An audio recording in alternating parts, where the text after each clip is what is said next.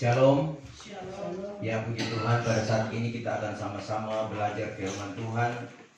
Karena kita tahu firman Tuhan adalah makanan utama, makanan rohani. Sebab itu kita perhatikan baik-baik dan kita menikmati hidangan yang Tuhan berikan bagi saya dan saudara. Mari kita akan bangkit berdiri dan kita membaca firman Tuhan. Firman Tuhan saya akan ambil dalam kitab Injil Lukas pasal 13 ayat 10 sampai ayat yang ke-17. Minta satu orang bisa membacakan. Lukas 13 ayatnya yang ke-10 terjemahan baru yang bertema menyembuhkan orang sakit pada hari Sabat. Pada suatu kali Yesus sedang mengajar dalam salah satu rumah ibadat pada hari Sabat. Di situ ada seorang perempuan yang telah 18 tahun dirasuk roh sehingga ia sakit sampai bungkuk punggungnya dan tidak dapat berdiri lagi dengan tegak. Ketika Yesus melihat perempuan itu, ia memanggil dia dan berkata kepadanya, "Hai ibu, penyakitmu telah sembuh." Lalu ia meletakkan tangannya atas perempuan itu, dan seketika itu juga berdirilah perempuan itu dan memuliakan Allah. Tetapi kepala rumah ibadat gusar karena Yesus menyembuhkan orang pada hari Sabat. Lalu ia berkata kepada orang banyak, "Ada 6 hari untuk bekerja. Karena itu datanglah pada salah satu hari itu untuk disembuhkan dan jangan pada hari Sabat." Tetapi Tuhan menjawab dia katanya, "Hai orang-orang munafik, bukankah setiap orang di antaramu melepaskan lembunya atau keledainya pada hari Sabat dari kandangnya dan membawanya ke tempat minuman? Bukankah perempuan ini yang sudah 18 tahun diikat oleh iblis harus dilepaskan dari ikatannya itu karena ia adalah keturunan Abraham?"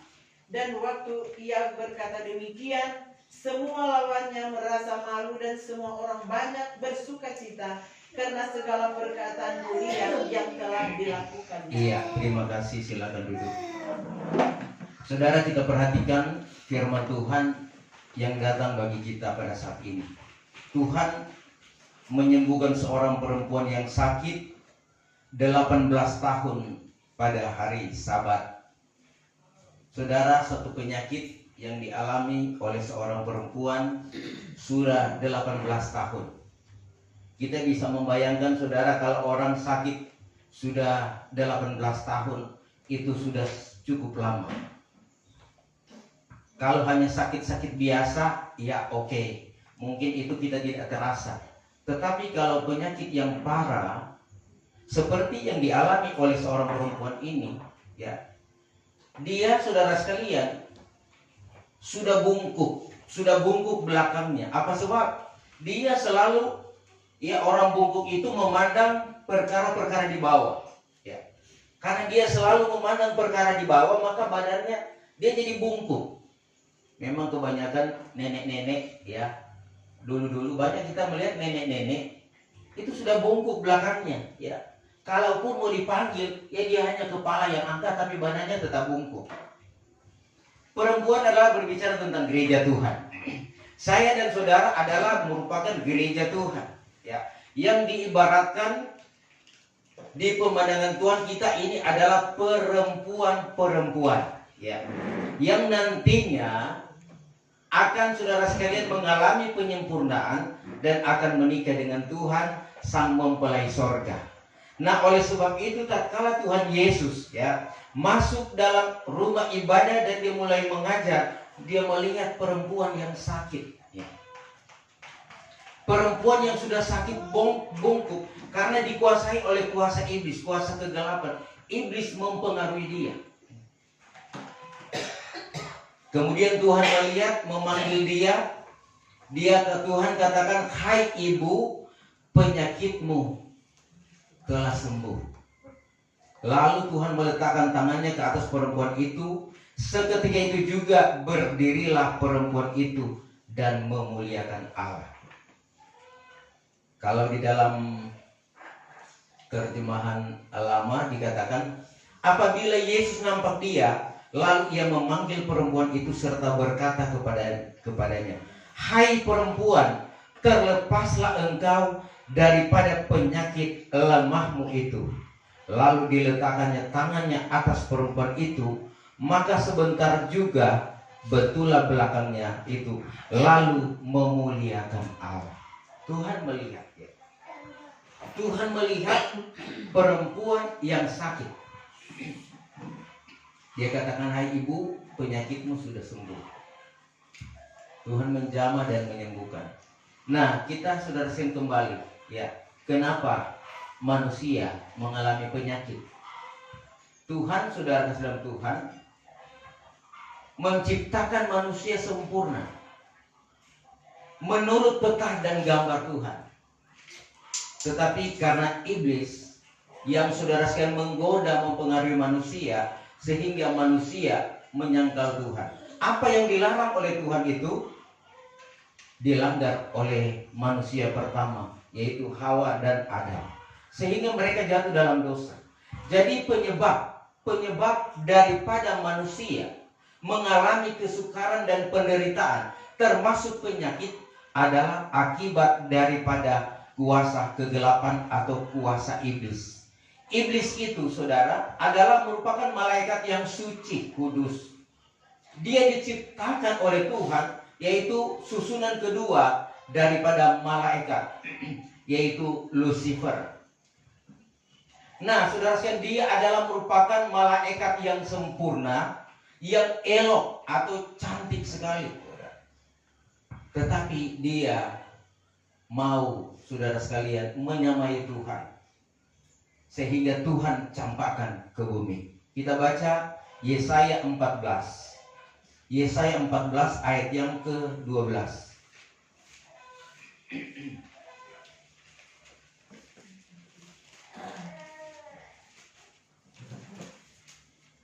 Yang ke-12. Iya. Wah, engkau sudah jatuh dari langit, hai bintang timur, putra fajar. Engkau sudah dipecahkan dan jatuh ke bumi, hai yang mengalahkan bangsa-bangsa. Terus sampai 17. Engkau yang tadinya berkata dalam hatimu, aku hendak naik ke langit, aku hendak mendirikan takhtaku, mengatasi bintang-bintang Allah, dan aku hendak duduk di atas bukit pertemuan, jauh di sebelah utara. Aku hendak naik mengatasi ketinggian awan-awan, hendak menyamai yang maha tinggi. Sebaliknya ke dalam dunia orang mati engkau diturunkan, ke tempat yang paling dalam di liang kubur. Orang-orang yang melihat engkau akan memperhatikan dan mengamat-amati engkau, katanya, inikah dia yang telah membuat bumi gemetar dan yang telah membuat kerajaan-kerajaan bergoncang, yang telah membuat dunia seperti padang gurun dan menghancurkan kota-kotanya, yang tidak melepaskan orang-orang yang terkurung pulang ke rumah. Iya. Engkau sudah jatuh dari langit, hai bintang timur, putra fajar. Engkau sudah dipecahkan dan jatuh ke bumi, hai engkau yang mengalahkan bangsa-bangsa. Ini adalah Lucifer, ya, yang saudara dicampakkan oleh Tuhan ke bumi, jatuh dalam dosa. Karena dia ingin, saudara sekalian, melawan kekuasaan Tuhan. Dia ingin menyamakan dirinya sama dengan Tuhan. Ya. Dialah yang menggoncangkan dunia ini. Dia menggoncangkan bumi ini, membuat kerusuhan, membuat masalah-masalah, menuduh, ya, memfitnah, menghakimi. Bahkan yang terlebih, yaitu memberikan penyakit. Penyakit-penyakit yang ada, saudara kasih dalam Tuhan, akibat daripada perbuatan iblis ini. Dia menggoda setiap gereja Tuhan, setiap saudara sekalian orang yang beriman, orang percaya, di antaranya termasuk saya dan saudara. Kalau kita tidak menyadari iblis itu, saudara, dia tetap bekerja dari dulu sampai sekarang, ya, sampai akhir zaman, dan puncak kejayaannya itu sampai pada meterai yang kelima, ya, meterai yang ke-7 sampai zaman antikris, ya. Zaman antikris kekuasaannya luar biasa, saudara. Nah, dia sedang bekerja bagaimana menggoncangkan dunia ini, menghancurkan manusia, mempengaruhi Bahkan dia menarik orang-orang untuk ikut dia. Apalagi sekarang saudara, kita berada di ujung akhir zaman. Waktunya sudah dekat. Iblis tua atau ular tua itu, tinggal sedikit waktu lagi dia akan diikat, dia akan dirantai selama 1000 tahun. Sehingga saudara sekalian, dia berusaha sebelum masuk pada waktu dia akan ditangkap, maka dia berusaha datang menggoda setiap gereja Tuhan. Nah, dialah yang memberi penyakit. Ya, contohnya saudara kasih dalam Tuhan, kita perhatikan Nabi Ayub. Ya, Ayub itu saudara kasih dalam Tuhan, dia hidup tulus kepada Tuhan, dia setia kepada Tuhan, dia diberkati, keluarganya sejahtera, hidup rukun dan damai. Kemudian saudara sekalian, kalau kita membaca dalam kitab Ayub, saudara, Ayub pertama, Ayub yang kedua, di situ dikatakan, ya, Tuhan berbicara dengan iblis, dengan setan itu. Tidakkah engkau melihat? Ayub, Tuhan tanya lebih dulu, engkau dari mana? Iblis bilang, aku dari beredar-edar mengelilingi bumi ini. Ya, karena iblis itu pun masih bisa naik turun surga dan bumi. Di bumi dia menggoda manusia, dan di surga dia menggoda malaikat. Dan Tuhan katakan, tidakkah engkau melihat Ayub? Iblis bilang, saudara, ya karena Tuhan yang pagari. Kalau Tuhan izinkan, maka aku akan menghancurkan dia. Tuhan izinkan. Yang penting jangan menjamah nyawanya. Langsung dia bertindak. Dia langsung menghancurkan. Ya, langsung saudara sekalian, hartanya habis. Anak-anaknya meninggal semua kena bencana. Kemudian saudara sekalian, Ayub juga ditimpa dengan penyakit dari kepala sampai di kaki. Dia mengalami penderitaan ini akibat daripada iblis, saudara. Ya, mari kita baca satu ayat saja dalam Ayub pasal 2. Ayub 2 ayat yang ke-7. Kemudian iblis pergi dari hadapan Tuhan, lalu ditimpanya Ayub dengan bara yang busuk dari telapak kakinya sampai ke batu kepalanya. Iya, saudara sekalian. Kemudian iblis pergi di hadapan Tuhan setelah dia berbicara dengan Tuhan, maka ditimpanya Ayub dengan bara yang busuk dari telapak kaki sampai batu kepalanya. Iblis langsung bergerak. Namun ini diizinkan Tuhan.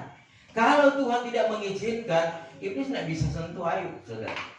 Kehidupan saya dan saudara pun demikian, ya. Sebab itu saudara, kita harus selalu dekat dengan Tuhan. Cari Tuhan senantiasa selagi masih ada kesempatan. Jangan kita, ya, melupakan Tuhan sedetik pun, akan mengalami apa yang dikatakan saudara sekalian, kehancuran, kegagalan. Iblis itu tatkala dia diizinkan Tuhan, dia langsung bertindak, tidak tunggu-tunggu waktu atau sebentar, nanti besok. Langsung dia bertindak. Saat itu juga Ayub mengalami malapetaka. Tetapi saudara sekalian, Ayub memberikan contoh teladan bagi gereja Tuhan akhir zaman ini, bahwa saudara sekalian hidupnya dalam tangan Tuhan. Bahkan Ayub katakan, segala langkahku dalam rancangan Tuhan, dalam penyertaan Tuhan. Tuhan menyelidiki hatinya, dan dia tidak berdosa kepada Tuhan. Meskipun dia mengalami kesukaran, dia tidak menyangkal Tuhan. Meskipun istrinya berkata karena dia sudah tidak tahan melihat harta sudah tidak ada, anak-anak sudah tidak ada, kemudian berpenyakitan. Ya, penyakit Ayub itu bau busuk, ya. Dari kaki sampai di kepala bau busuk, ya. Seorang istri, meskipun dia cinta kepada suaminya, tapi dia pun akan mengalami keterbatasan sebagai manusia, ya. Apalagi mau dikasih makan tidak mau makan, sua-sua lagi dia cuma pakat tuh leper, ya. Akan habis kesabarannya. Paling DPP ini bilang begini, ya, supaya bubu lagi begini, mau kasih makan nih, mau lagi mau saya ganti nih, mau. Dia dalam penderitaan. Atau sebaliknya, seorang suami menghadapi istri yang sakit, dia punya keterbatasan. Sehingga istrinya berkata begini, ada ayat Ayub ini, Ya, sangkalah Tuhanmu. Sangkalah Tuhanmu dan matilah. Ayub bilang, Anda sama dengan seperti perempuan yang gila. Kenapa kita tidak dapat menerima yang baik dari Tuhan atau yang jahat meskipun itu jahat dari Tuhan? Ayub, saudara sekalian, tidak berdosa. Kadang-kala kita dalam keadaan tidak berdaya, dalam keadaan bermasalah. Kadang-kala salah bicara, saudara. Kadang-kala kita, saudara sekalian, tidak kontrol salah bicara, sehingga kita bisa berbicara secara kasar. Nah, ini adalah merupakan pengaruh daripada iblis. Kita belajar Ayub. Ayub, saudara, dia tetap setia. Sehingga karena kesetiaannya, dia setia karena dia hidup ya tulus. Ayub 1, kalau kita membaca, saudara kasih dalam Tuhan, ya coba baca Ayub 1 ayat 1 mulai. 1. Ada seorang laki-laki di tanah Uz bernama Ayub. Orang itu saleh dan jujur. Orang itu saleh dan jujur. Ia takut akan Allah dan menjauhi kejahatan. Takut akan Allah dan menjauhi kejahatan. Ia mendapat 7 anak laki-laki. Ya, sampai di sana saja. Seorang laki-laki bernama Ayub. Orang itu saleh dan jujur, takut akan Allah dan menjauhkan dari kejahatan. Itu pun bisa ditimpa, bisa diizinkan Tuhan. Tapi ini hanya contoh bagi saya dan saudara. Sedangkan orang yang tulus, orang yang jujur, orang saleh, orang yang tidak melakukan kejahatan pun Tuhan bisa uji imannya. Dan Ayub berhasil. Tatkala dia melewati masa-masa sukar, dia tidak menghujat Tuhan dan tidak menyangkal Tuhan, maka Tuhan kembalikan berkat itu berlimpah-limpah. Ayub masih hidup sekian lama, hartanya kembali, kekayaannya kembali, anak-anak dilahirkan kembali dengan cantik-cantik dan ganteng. Luar biasanya Tuhan menjaga, memelihara orang-orang yang dikasihinya. Nah, saudara, kita kembali di dalam ayat pokok, ya. Perempuan yang sakit sudah 18 tahun, tidak ada yang dapat menyembuhkan. Tatkala Tuhan melihat, Tuhan merasa kasihan dan menyembuhkan dia. Hai ibu, penyakitmu sudah sembuh. Saat itu juga dia memuliakan Tuhan. Saudara, tanpa kita sadari bahwa ayat ini, firman Allah ini juga datang bagi saya dan saudara. Adakah di antara kita yang mengalami sama dengan yang dialami perempuan ini? Sudah 18 tahun. Ya, rata-rata kita ini sudah berada di atas umur 18 tahun. Adakah kita mengalami penyakit seperti perempuan ini? Penyakit apa itu, saudara? Yaitu, saudara sekalian, dia bungkuk. Bungkuk, dan orang bungkuk memandang perkara-perkara di bawah, perkara-perkara duniawi. Ya. Kita tahu 1 Yahya 2 ayat 16 dan 17. Perkara-perkara yang ada di bumi adalah keinginan mata, keinginan tubuh, dan hidup dengan jemawa. Itulah yang dipikirkan oleh perempuan ini, ya. Soal harta, soal kekayaan, soal jabatan, kedudukan. Dia tidak menyadari bahwa hal itu membuat dia menjadi bungkuk. Dia memandang perkara-perkara lahiriah. Setiap hari dia berusaha bekerja, dari pagi sampai malam pun dia lembur, saudara, untuk mendapatkan uang, mendapatkan kekayaan. Banyak gereja Tuhan, orang-orang akhir zaman ini tidak menyadari bahwa segala usaha yang dikerjakan itu ternyata mempengaruhi dia untuk memandang kepada Tuhan. Tetapi ada juga orang yang di samping dia berusaha bekerja, dia tetap mempergunakan waktu Tuhan. Artinya ada waktu-waktu dia beri kepada Tuhan untuk berdoa. Ada hari-hari dia tentukan untuk berpuasa. Ada hari-hari ibadah dia tidak abaikan, tetapi dia hadir dalam setiap ibadah. Baik hari Minggu, baik ibadah malam, dan ibadah-ibadah yang lain. Dia hadir, dia, saudara sekalian, menghargai, menghormati Tuhan. Tetapi perempuan yang ada, saudara, dia tidak lagi memandang ke atas. Dia tidak lagi merasakan kuasa Tuhan, ya. Tetapi memandang perkara-perkara di bumi. Adakah kita masih terpengaruh atau hanyakah kita berpikir tentang kebutuhan-kebutuhan lahiriah? Kebutuhan lahiriah itu penting juga, tetapi bukan utama. Kalau itu bukan utama, kita selalu jamin setiap pagi kita beri makan, siang makan, ada jamu-jamu lagi, snack, mau minum, ya, tinggal mau pilih yang manis, yang asam, yang keras pun tinggal mau pilih. Itu untuk tubuh. Mau makan pun tinggal pilih, ya. Asalkan dia ada sesuatu untuk belanja. Adakah rohani kita jaga seperti itu? Apakah jiwa kita beri makan? Makanan jiwa itu adalah saudara sekalian mendengar firman, membaca firman, memenuhi firman Allah. Ini penting saudara, karena kelak nanti jiwa ini akan kekal, baik di sorga, baik di neraka. Itu jiwa yang akan tanggung semuanya. Kalau dia berbuat baik, maka dia akan kekal di sorga. Tapi kalau dia berbuat jahat, daging berbuat jahat, maka jiwa yang akan tanggung di neraka. Sebab itu kasih makan baik-baik itu jiwa dengan firman Tuhan. Setiap hari kita makan, setiap hari juga jiwa harus baca Alkitab. Kemudian rohani, kita menyembah Tuhan dalam roh dan kebenaran. Kita berdoa, harus kita lakukan itu. Karena ini makanan-makanan rohani. Sehingga kita tidak mengalami penyakit seperti perempuan ini.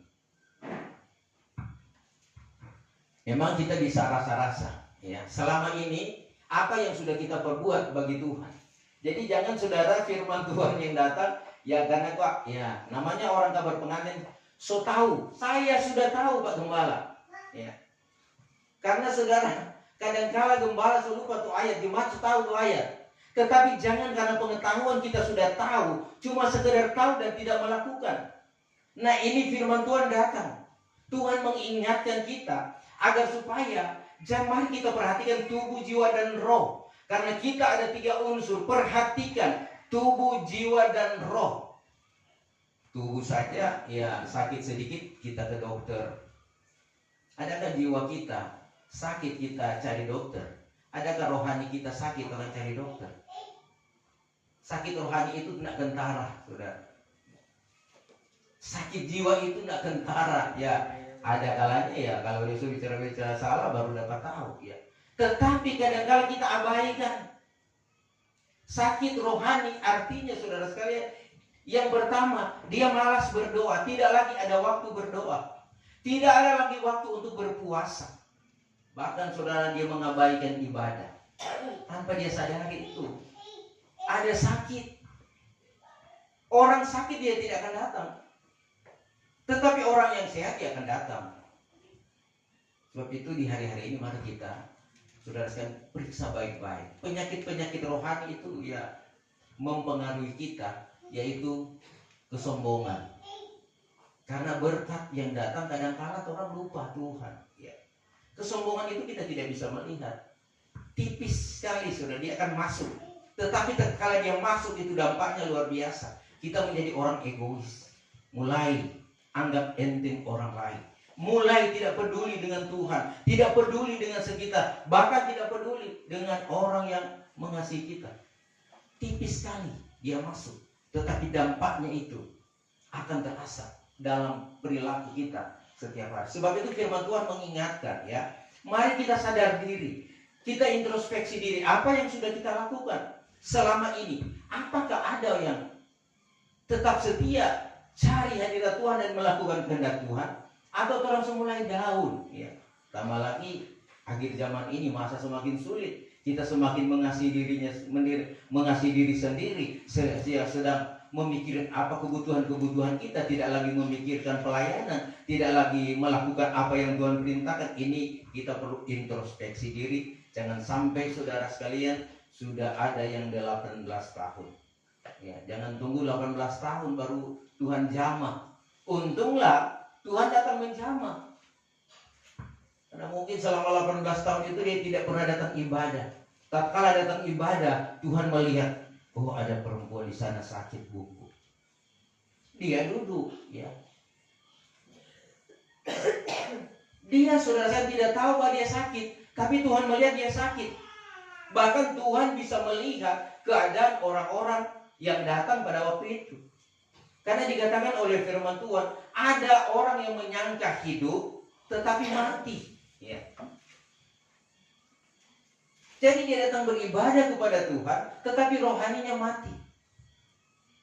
Itu di pemandangan Tuhan. Nah, sebab itu, mari kita di hari-hari ini, orang saudara sekalian, kembali introspeksi diri. Sampai di mana? Sampai di mana hal yang kita sudah lakukan kepada Tuhan. Nah, saudara, untuk kita menjadi sembuh, maka kita butuh obat yang dari sorga. Obat apa itu? Saudara dalam Tuhan, yaitu kuasa Roh Kudus. Roh Kudus itu, saudara, adalah merupakan pribadi Tuhan yang dipercayakan Bapa di sorga untuk menyertai orang-orang yang lemah, saya dan saudara. Tapi hanya orang yang mau menerima. Roh Kudus ini dicurahkan tatkala murid-murid berhimpun di dalam Kisah Rasul pasal yang kedua. Maka Roh Kudus turun tatkala mereka berhimpun bersama-sama. Dan itu pun sudah diingatkan oleh Tuhan Yesus sebelum dia naik ke sorga. Tuhan katakan, nantikanlah kamu di negeri ini. Aku akan minta kepada Bapa, dia akan memberikan penolong yang lain, yaitu Roh Kudus. Sehingga mereka berhimpun, setiap ada acara ibadah mereka berhimpun. Dalam perhimpunan itulah Roh Kudus dicurahkan. Hanya orang yang datang beribadah, hanya orang yang datang berhimpun, mereka mengalami kuasa Roh Kudus. Dalam Kisah Rasul 1 ayat yang ke-8, minta tolong dibaca. Ke-8. Tetapi kamu akan menerima kuasa kalau Roh Kudus turun ke atas kamu, dan kamu akan menjadi saksiku di Yerusalem dan di seluruh Yudea dan Samaria dan sampai ke ujung. Iya, kamu akan menerima kuasa apabila Roh Kudus turun ke atas kamu. Jadi kalau Roh Kudus datang bagi saya dan saudara, kita menerima kuasa Tuhan. Ya. Kuasa apa itu, saudara?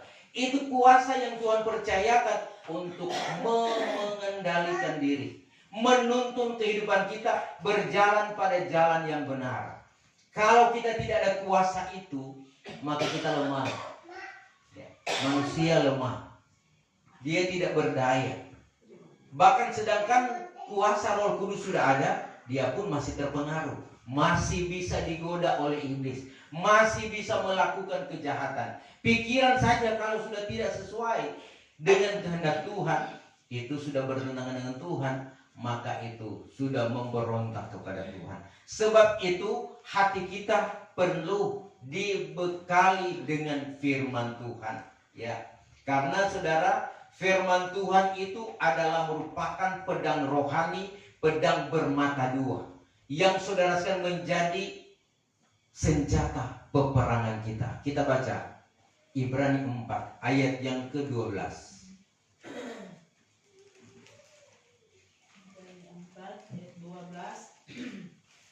Sebab firman Allah hidup dan kuat dan lebih tajam daripada pedang bermata dua manapun. Ia menusuk amat dalam sampai memisahkan jiwa dan roh, sendi-sendi dan sumsum. Ia sanggup membedakan pertimbangan dan pikiran hati. Iya, firman Allah itu hidup dan berkuasa, lebih tajam daripada pedang bermata dua. Firman Allah, saudara, ya, tajam dan berkuasa. Inilah senjata peperangan kita yang perlu kita pegang di saat kita mengalami kesukaran, di saat kita mengalami pergumulan, masalah-masalah yang datang, yang terjadi, baik secara pribadi, tertutup jalan, mengalami sakit dalam keluarga, mengalami ketidakharmonisan, perlu pedang bermata dua, kuasa Allah. Firman Allah ini harus ada di dalam hati kita. Sebab itu dalam Kolose 3 yang ke-16, hendaklah firman Allah diam di dalam dirimu dengan limpah. Kita perlu melimpah dalam kebenaran firman Tuhan. Kenapa, saudara? Karena ada saatnya kita akan mencari firman Allah. Firman Allah sudah tidak ada lagi. Kenapa, saudara sekalian? Memasuki masa-masa vakum, tidak ada lagi pengajaran. Ya, kalau firman Allah sudah ada dalam hati, tidak perlu kita takut karena kita sudah memiliki firman. Kita sudah tahu apa yang harus kita kerjakan. Itu firman Tuhan sangat penting dalam kehidupan kita. Kemudian saudara sekalian, senjata peperangan lagi yaitu kuasa Allah. Ya, kuasa Allah yang kita butuhkan, kuasa Roh Kudus. Ya, Rum 1 ayat yang ke-16. Ayat ke-16. Sebab aku mempunyai keyakinan yang kokoh dalam Injil, karena Injil adalah kekuatan Allah yang menyelamatkan setiap orang yang percaya, pertama-tama orang Yahudi, tetapi juga orang Yunani. Sebab di dalamnya nyata kebenaran Allah yang bertolak dari iman dan memimpin kepada iman, seperti ada tertulis, orang benar akan hidup oleh iman. Iya, saudara. Ya.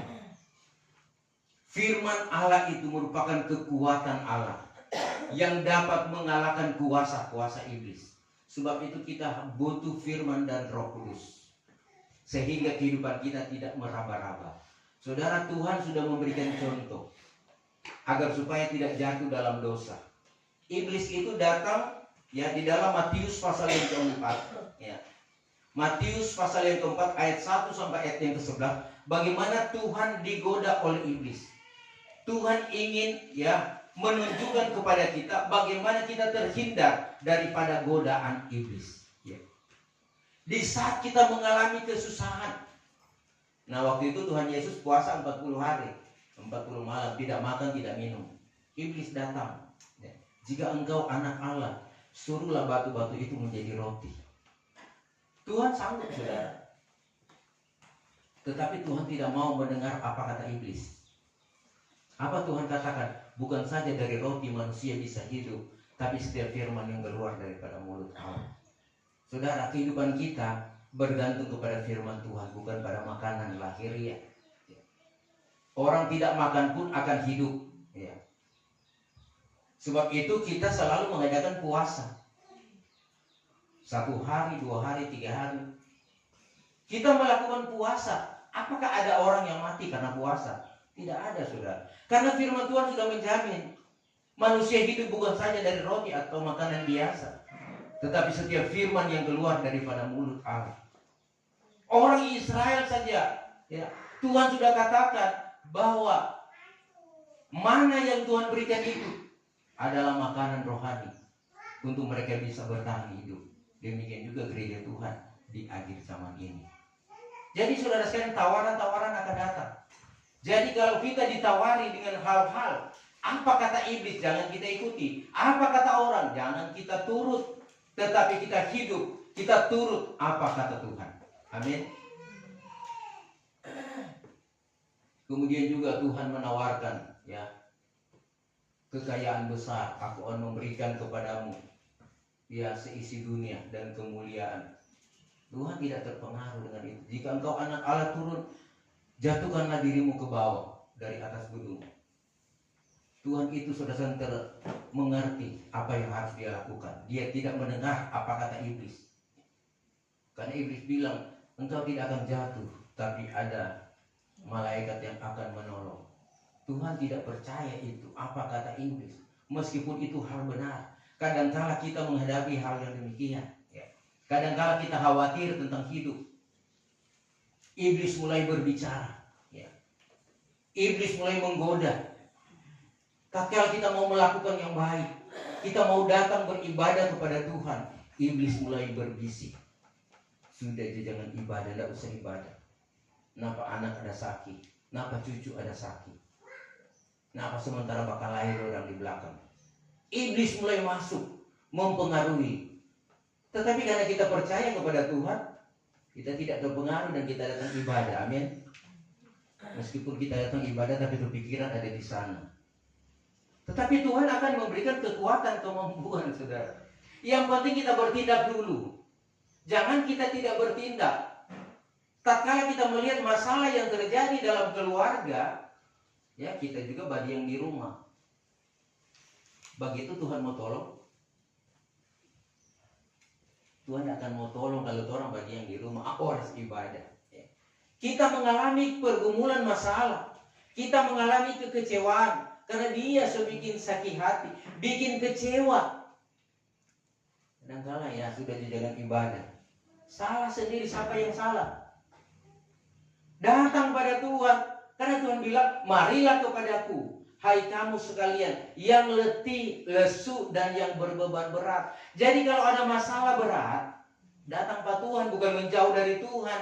Kegagalan kita, tatkala ada masalah, kita berdiam diri di rumah. Kita tidak mau beribadah, apalagi mau berpuasa. Mulai mempersalahkan Tuhan. Mulai bersungut-sungut. Mulai itu berbicara kepada Tuhan. Tuhan, kita sudah sering berdoa, berpuasa, kenapa masalah ini datang? Kenapa saya sudah melakukan segala tanda Tuhan? Kenapa berkat ini masih belum datang juga? Tuhan mengizinkan semua, namun Tuhan lebih tahu kemampuan kita untuk tetap bertahan. Tuhan katakan jangan takut.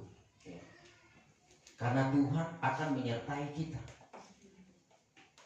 Coba baca dalam kitab Yohanes pasal yang ke-16 ayat 13. Ayat 33. Semuanya itu kukatakan kepadamu supaya kamu beroleh damai sejahtera dalam aku. Dalam dunia kamu menderita penganiayaan, tetapi kuatkanlah hatimu, aku telah mengalahkan dunia. Ya, Tuhan katakan saudara kepada murid-muridnya, kukatakan kepadamu supaya kamu beroleh damai sejahtera dalam aku. Dalam dunia ini kamu menderita penganiayaan, tetapi kuatkanlah hatimu, aku telah mengalahkan dunia.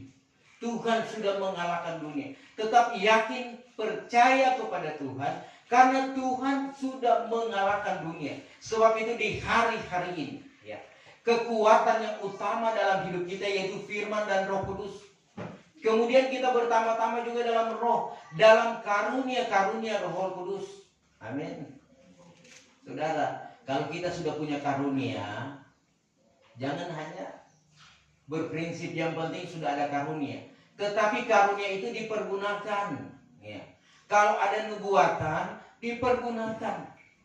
Jangan ada karunia nubuatan ya kita tidak pergunakan karena mengharap ya ada yang lain bisa bernubuat. Saudara, nanti satu ketika kita mau pakai itu sudah tidak ada. Karena kalau sudah tidak digunakan, Tuhan bisa mengalihkan kepada orang lain yang membutuhkan. Jadi hati-hati itu karunia-karunia yang ada, jangan kita diamkan, tetapi kita berlomba-lomba, menyerah bersungguh-sungguh. Artinya meskipun kita belum bernubuat, karena kan nubuatan cuma sampai 3. Pertama, kedua, dan ketiga. Setelah itu sudah tidak ada lagi. Tetapi nampak di situ tatkala kita sudah pada penyerahan tinggi, kemudian orang lain sudah lebih dulu, berarti itu tandanya kita masih memiliki itu karunia nubuatan. Amin. Tetapi kalau kita tidak menyerah, tunggu-tunggu nanti yang lain bernubuat, kita tidak tahu itu nubuatan masih ada atau tidak.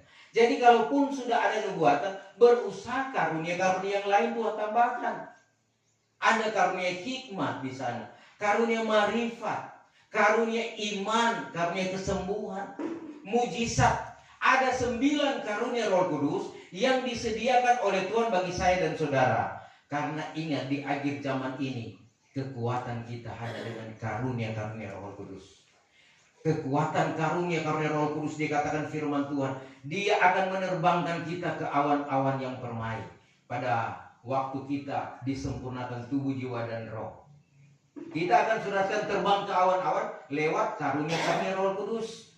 Bagaikan sayap burung nasar, kita akan terbang pada hari keangkatan meterai yang ke-6. Ya. Nah, oleh sebab itu, ya, kita saudara sekalian di hari-hari ini perlu lebih setia lagi kepada Tuhan. Carilah perkara-perkara yang di atas. Ya. Carilah hal-hal yang baik. Karena memang pergumulan yang dialami oleh perempuan ini dalam Lukas 13 ini adalah pergumulan kita semua. Jadi jangan sampai kita sudah sakit kita hanya berdiam diri. Jadi kita saudara sekalian aktif, ya, aktif. Jadi kalau kita merasa sudah tidak punya gairah untuk beribadah, kita saudara sekalian perlu introspeksi diri. Datang kepada Tuhan, Tuhan, apakah saya ini sakit atau tidak? Ya. Coba baca Alkitab. Alkitab kadangkala saudara itu kita sudah tidak mau baca. Apa sebab? Kita lebih suka buka HP daripada Alkitab. Meskipun saudara sekalian kalau anak-anak mereka akan katakan, iya saya kan baca Alkitab juga di HP. Tapi saudara sekalian hanya sepintas. Tetapi habis itu dia buka lagi jendela-jendela yang lain. Tetapi kalau kita yang sudah mengerti, mari kita sadari saudara, apakah kita masih cinta Tuhan atau tidak? Apakah jalan kita masih sesuai kehendak Tuhan atau sudah tidak? Apakah pikiran kita sudah berubah atau tidak? Karena saudara sekalian, firman Tuhan selalu mengingatkan, salah jalan, salah bertindak, maka fatal hidup kita. Jadi pastikan jalan kita masih sesuai dengan jalan Tuhan. Jadi setiap hari kita perlu kontrol, setiap ibadah kita kontrol. Kita bertanya kepada Tuhan, Tuhan, apakah saya ini masih sejalan dengan Tuhan? Pikiran hati saya masih sejalan dengan Tuhan atau sebeda?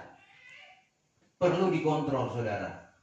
Karena jangan sampai nanti so mati, so tak tidur, baru saudara sekalian sadar, siapa kita ada di neraka?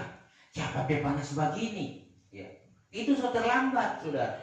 Jadi sebelum menghembuskan nafas terakhir, kontrol diri dulu. Jadi jangan pikir orang-orang yang sudah sakit, sudah parah, baru dia mulai sadar datang kepada sekarang saudara, orang bisa mati tiba-tiba, entahkah anak-anak, entahkah orang muda, entahkah orang tua masih kuat-kuat, tiba-tiba sudah innalillahi. Nah kita harus berjaga-jaga saudara. Hal ini akan mempengaruhi kita. Sebab itu pastikan hidup kita di dalam Tuhan, pastikan keselamatan. Kita perlu hidup setiap hari dalam pertobatan. Artinya saudara, pertobatan jangan berbuat dosa, jangan berbuat jahat, berbuat baiklah dengan orang sekalian. Sehingga kalau kita berbuat baik saudara, Tuhan selalu melihat. Orang benar, mata Tuhan selalu tertuju pada orang benar. Karena apa saudara? Karena kita hidup dalam kebenaran. Tuhan selalu memperhatikan langkah jejak kita. Dan apa yang kita kerjakan pasti Tuhan campur tangan.